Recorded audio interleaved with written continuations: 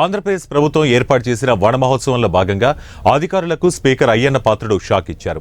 ఉమ్మడి ఆంధ్రప్రదేశ్ రాష్ట్రంలో అటవీ శాఖ మంత్రిగా పనిచేశారని, ఆనాడు రెడ్ క్రాస్, ఎన్సీపీసీ, గ్రీన్ క్రాప్ వంటి సంస్థల ద్వారా విద్యార్థులకు ఒకే రోజు 50 లక్షల మొక్కలు నాటించామన్నారు.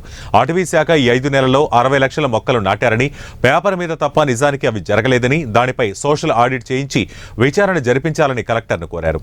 మొక్కలు నాటింది నిజమైతే మంత్రి పదవికి రాజీనామా చేస్తానన్నారు. అది మంచి సాహిత్యమే, తక్కువేం కాదు. ఎంతో ర్యాంకులో ఉన్నాం. రాష్ట్ర దేశంలో ఇంకా పెంచాల్సినటువంటి అవసరం అయితే ఉంది, అవకాశం కూడా ఉంది మన దగ్గర. మనం అదృష్టవశాత్తు నేచర్కి దగ్గరగా ఉన్న అల్లూరు సీతారామరాజు జిల్లా, అంటే గతంలో ఉన్నటువంటి కంబైన్డ్ జిల్లాలో ప్రాంతం, అక్కడైతే నెంబర్ 1 స్థానం అది. ఆ జిల్లా ఇప్పుడు 8,000 చదరపు కిలోమీటర్లు అక్కడే ఉన్నాయి. అది భౌగోళికంగా వచ్చినటువంటి పరిస్థితి కాబట్టి అక్కడ ఉంది. మైదాన ప్రాంతాల్లో కూడా పెంచాల్సిన అవసరం ఉంది.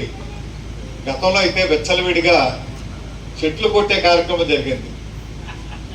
ఏ అధికారిక కార్యక్రమం జరిగినా చెట్లు కొట్టడం ముందు ప్రధానంగా జరిగేది.